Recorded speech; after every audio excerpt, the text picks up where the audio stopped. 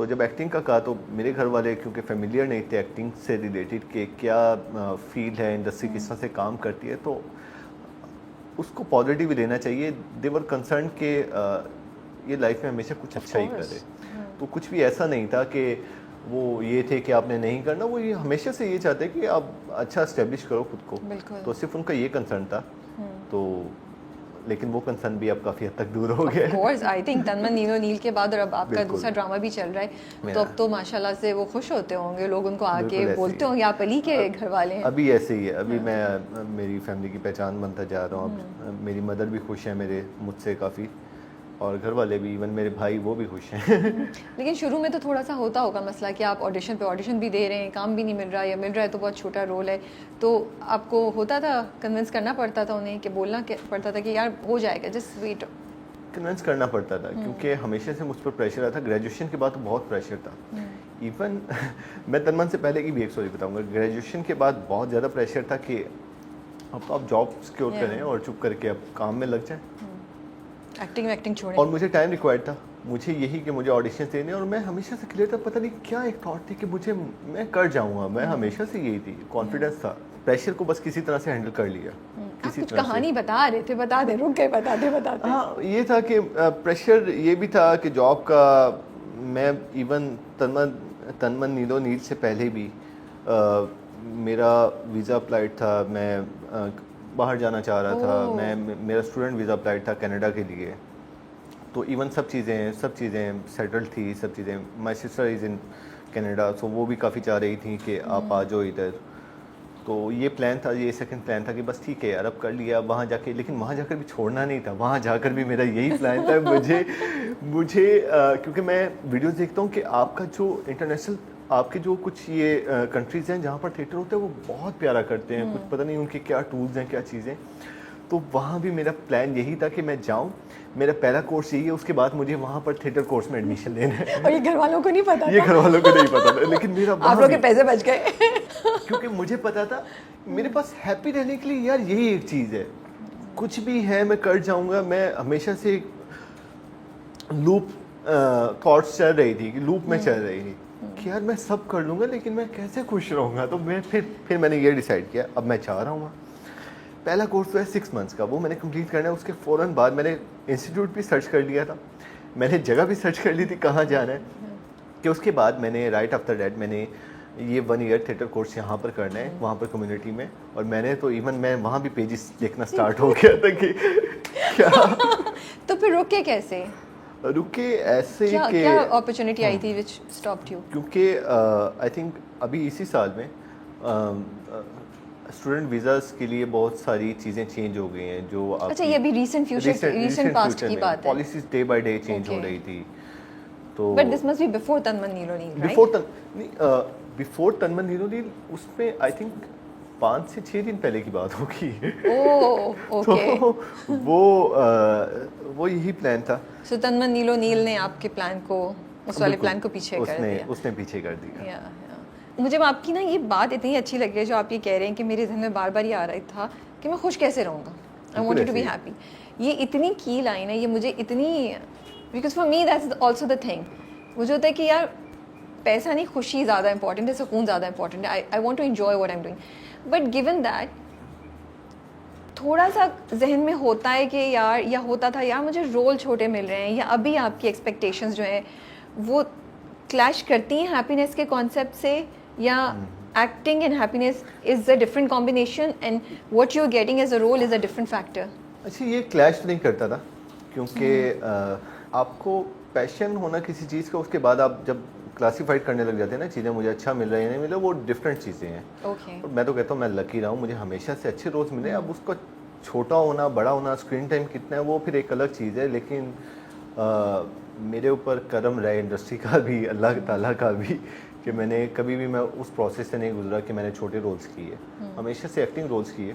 क्योंकि आप एक्टर बनना चाह रहे हैं, आपके पास एक्टिंग, मेरा पहली चीज़ ये होती है, मैं किसी भी स्क्रिप्ट में देखता हूँ मेरे पास एक्टिंग मार्जिन कितना है। और मुझे इतनी ज़्यादा खुशी होती है जब मुझे अपने से हटकर कोई चीज़ करने को मिलती है। और मेरी आज भी यही विश है कि मुझे अली अमार से हटकर, जो मैं खुद हूँ, उससे हटकर कुछ करना है, कुछ पागलपन। सबसे अमेजिंग एक्सपीरियंस रहा है मेरा दस्तखत का, क्योंकि 26 एपिसोड आपको एक करेक्टर कैरी करना है जिसकी लाइफ में इतनी ज़्यादा फ्रस्ट्रेशन है, और आपने वो पूरा दिन वो फ्रस्ट्रेशन कैरी करनी है अपने हर डायलॉग में, हर बात में। तो वो मिले, बल्कि मेरे लिए सबसे मुश्किल था वो करना। Okay, that's good. अच्छी बात है, बिकॉज जब मुश्किल होती है तभी आप अपने कंफर्ट जोन से बाहर निकलते हैं ना। बिल्कुल ऐसे ही है। बट ये बताएं, इंडस्ट्री में जब से आपका सफ़र स्टार्ट हुआ है, कोई चैलेंज है, नहीं चैलेंज रहा? एक यंग लड़का जब ज्वाइन करता है इंडस्ट्री को, तो किस किस्म के उसको चैलेंजेस या किस किस्म का एटीट्यूड या क्या सिनारियोस उसको पेश आते हैं? चैलेंजेस यही हैं कि आप, आई थिंक आपकी टाइम, आपको जितनी भी बाकी लाइफ की चीज़ें हैं उनसे आपको बिल्कुल साइड पर होना पड़ता है, क्योंकि आप टाइम नहीं देते हैं। पहला चैलेंज तो ये है, इवन आप अपनी फैमिली को टाइम नहीं दे रहे हैं, तो पहला चैलेंज ये है। दूसरा ये है कि हार्डवर्क जो है वो हमेशा से डे रूटीन है सब चीज़ों के लिए, वो भी एक चैलेंज है, क्योंकि किसी भी दिन आपने हर किसी भी चीज़ को नॉन सीरियस लिया। इवन मेरा अगर म्यूट सीन है जिसमें मेरा एक भी डायलॉग नहीं है और मेरा सिंपल एक लुक है, अगर मैं उसको नॉन सीरियस लेता हूँ, मैं उस कैरेक्टर में नहीं रहता मैं किसी मोमेंट में, तो वो मेरे लिए एक चैलेंज है। मुझे हर चीज़ को सीरियस लेना है एक अच्छा एक्टर बनने के लिए। I like this thing about Ali. He's a very positive person, and no, that's really good, माशाल्लाह से। And I think ये ज़िंदगी बहुत आगे जाएंगे जो सिर्फ पॉजिटिविटीज़ पे फोकस करते हैं, not on the negativities. I'm happy to, I'm learning this from you. आप बता रहे थे कि आपके घर में टीवी भी नहीं था और बहुत ज़्यादा पढ़ाई पे स्ट्रिक्ट प्रेशर था, और आपको भी बहुत ज़्यादा ये था कि मुझे टॉप पे आना है। भाई आपके हॉस्टल में रहते थे? भाई मेरे हॉस्टल में बहुत छोटी एज में वो चले गए थे, so you used to miss him a lot? मैं बिल्कुल, मेरा बचपन उनके बगैर गुजरा था। तो एक होता है ऑब्वियसली, आपका एक ही भाई हो, आपकी एसोसिएशन होती है, जो भी चीज़ें हैं। मैं जब देखता था बाहर, जब जो लोग होते ना गैंग बनाकर फिरते थे 3-4 भाई एक साथ, आप कहते थे मेरा भाई क्यों नहीं है, तो मेरा gang, my gang is missing, मेरा क्यों नहीं है, वो एक चीज़ थी। तो बस ये है कि ये चीज़ मिस करता हूँ कि मेरा जो बचपन था वो उनके साथ नहीं गुजरा। बड़े होकर टाइम गुजरा है उनके साथ, क्योंकि इस्लामाबाद में हम लोग साथ ही रहे हैं। लेकिन शायद जो चीज़ बचपन में डेवलप होनी थी वो उस तरह से, वो मैं हमेशा मिस करता हूँ कि बचपन में टाइम गुजारना था। बट आई थिंक वो उसकी वजह से आप दोनों एक दूसरे को वैल्यू भी ज़्यादा करते होंगे अब। बिल्कुल एक दूसरे को वैल्यू करते हैं हम बहुत ज़्यादा, क्योंकि मेरे बड़े भाई तो मेरे, आई थिंक वो मेरे फादर के बाद, अब मैं इस बारे में बताऊंगा, मेरे फादर के बाद अभी सबसे बड़े मेरे घर में बड़े इन अ सेंस के जो घर के सरबराह के तौर पर लिए जाते हैं वो मेरे बड़े भाई हैं। तो उन्होंने बहुत सेक्रीफाइसेस दिए हैं, और उन्होंने बड़े भाई होने का जो भी आपके एक कहते हैं ना सोसाइटी में हम लोगों को आगे लाने के लिए, जितने भी हम छोटे बहन भाई थे उनको लाइफ में आगे बढ़ने के लिए मेरे बड़े भाई ने बहुत सपोर्ट किया। इवन मैं एक और अगर फैमिली में अगर मैं नाम दूंगा तो सब ने ही किया, मेरी मदर, लेकिन मेरी भाभी जो हैं उन्होंने इतना सपोर्ट किया। आज एक्टिंग में मैं सच बात बताऊं, मेरी फैमिली से ज़्यादा सपोर्ट, जब मैं स्ट्रगलिंग टाइम में था, मेरी फैमिली से ज़्यादा सपोर्ट जो मुझे मिलती रही हमेशा से, और जो कॉन्फिडेंस हमेशा से मुझे मिलता रहा कि यार तुम कर जाओगे, ठीक है लगे रहो, वो मेरी भाभी की तरफ से था। That's such a nice thing, माशाल्लाह। तो वो हमेशा मेरी भाभी की तरफ से था। तो वो तो बड़ा खुश होती होंगी, आपको तब प्राउड फील करती होंगी। अभी भी वो इतना खुश होती हैं, शी इज इन फोर्सेस, तो वो हमेशा से बताती हैं, वो देखो मेरी फ्रेंड ने ये भेजा तुम्हारे लिए। इवन आपने जब मेरा इंटरव्यू पब्लिश किया था तो वो भी उन्होंने सेंड किया था मुझे कि ये देखें ये।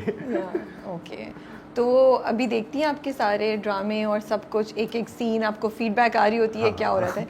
वो भी देखती हैं, उनकी मदर भी देखती हैं, उनके फादर भी देखते हैं, उनकी पूरी फैमिली देखती है।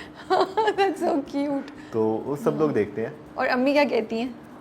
मेरी बेस्ट, अगर कोई कहीं से मैं रिव्यूज़ लेता हूँ ना अपनी परफॉर्मेंस के बारे में, लुक्स के बारे में, वो मेरी बहनें और मेरी अम्मी हैं। ओके, वो तो क्रिटिकल मिलता होगा। बिल्कुल, वो तो कितना मजाक उड़ाती, बहन तो बहुत मजाक उड़ाती होगी मुझे लगता है। नहीं मजाक तो हमेशा से, क्योंकि मैंने शुक्र है कि मैं अच्छा कर गया जो भी करेक्टर मिला है, तो पता नहीं मैं अपनी उम्मीदों से भी अच्छा कर गया।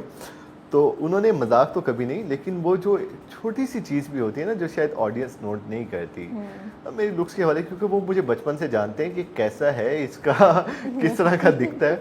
तो जब अच्छा नहीं आ रहा है, कुछ भी आ रहा है, पहला मैसेज मेरी बहन का आता है या फिर मेरी मदर का आता है। इवन मैं घर जाता हूँ तो मेरी मदर का तो एक है ना सिंपल सा, वो देखती हैं कि क्या क्या चेंजेस है इसमें, तुम ये हो गया है वो हो गया है, तो सिंपल उनका ये है। तो मैं उन्हें कहता हूँ अम्मी प्लीज़ ग्लासेस ना लगाया करें आप, मुझे अभी माइक्रोस्कोप के अंडर मत एनालाइज करें। वो जैसे लगाती हैं और फिर वो देखना स्टार्ट करती हैं।